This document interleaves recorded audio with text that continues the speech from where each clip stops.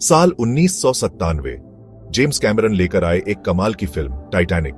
ये कोई आम फिल्म नहीं थी। ये एक भव्य कहानी, एक अमर प्रेम कहानी और एक समुद्री हादसे की दर्दनाक याद। टाइटैनिक ने दुनिया भर के लोगों का दिल जीत लिया। ये एक ग्लोबल फिनोमिनन बन गई, बॉक्स ऑफिस रिकॉर्ड्स तोड़ते हुए। फिल्म हमें 1912 में ले जाती है।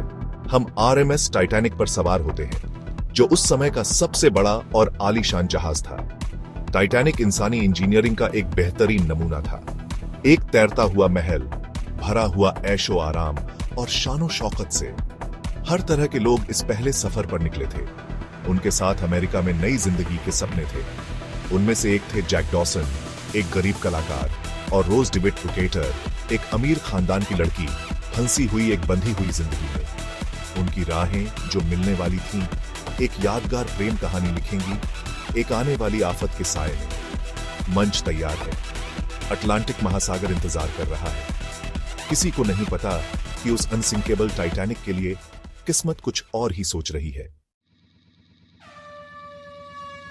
फिल्म आज के समय में शुरू होती है। खजाने की खोज करने वालों की एक टीम, जिसका नेतृत्व ब्रॉक लवेट कर रहा है, एक मिशन पर है। वे एक अनमोल हीरे के हार, the heart of the ocean, को ढूंढ रहे हैं। यह खजाना टाइटैनिक के मलबे में दबा हुआ है, जो समुद्र की तलहटी में पड़ा है। नई सोनार टेक्नोलॉजी का इस्तेमाल करके उन्हें मलबे में एक ड्राइंग मिलती है। ड्राइंग में एक खूबसूरत औरत हार पहने हुए है। क्या यह हार्ट ऑफ द ओशन को ढूंढने की कुंजी हो सकती है? लवेट को ऐसा ही लगता है। ड्राइंग की खबर रोज डिविट बुकेटर तक पहुंचती है, जो अब 100 साल से ज्यादा की हो चुकी है। रोज लवेट से संपर्क करती है और कहती है कि वो ड्राइंग में दिख रही औरत है। हैरान और उम्मीद से भरा, लवेट रोज को अपने एक्सपीडिशन में शामिल होने के लिए बुलाता है। उसे लगता है कि रोज के पास टाइटैनिक के राज और उस लापता हार को ढूंढने की कुंजी है। रोज एक्सपीडिशन शिप पर आती है, एक कमजोर लेकिन जोशीली महिला। जैसे ही वो विशाल समुद्र को देखती है, उसकी यादें ताजा हो जाती हैं। 1912 का साल फिर से जिंदा हो जाता है, जब रोज अपनी दर्द भरी कहानी, प्यार, बिछड़ने और जिंदा बचने की कहानी सुनाना शुरू करती है। वो टाइटैनिक पर अपने अनुभव बताती है, हमें उस भयानक सफर पर वापस ले जाती है। हम रोज को एक जवान औरत के रूप में देखते हैं, जो सामाजिक बंधनों के बोझ तले दबी हुई है। उसकी शादी कैल हॉकली से तय हुई है, जो एक अमीर और घमंडी स्टील टाइकून है। इस सुनहरी पिंजरे में कैद रोज निराश महसूस करती है। उसकी आत्मा आजादी और सच्चे प्यार के लिए तरस रही है।